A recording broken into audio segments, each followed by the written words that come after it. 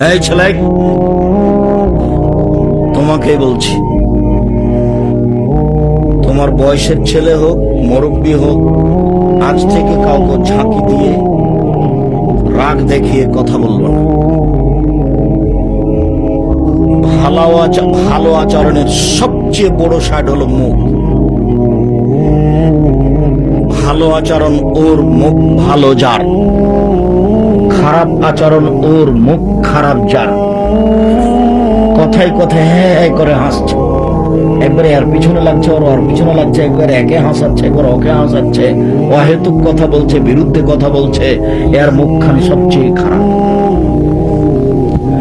আল্লাহ রাসূল বলছেন, সঙ্গী সাথে বলতে পারো মাইকুবুর নাসার নারা পিছন দিক থেকে ধাক্কা মারে জাহান্নামে নিক্ষেপ, বলতেই ফাঁক হাজালে সানা হোক জিভাটা ধরে নিয়ে বলছেন, দেখো জিভা মানুষকে পিছন দিক থেকে ধাক্কা মারে জাহান্নামে নিক্ষেপ করে।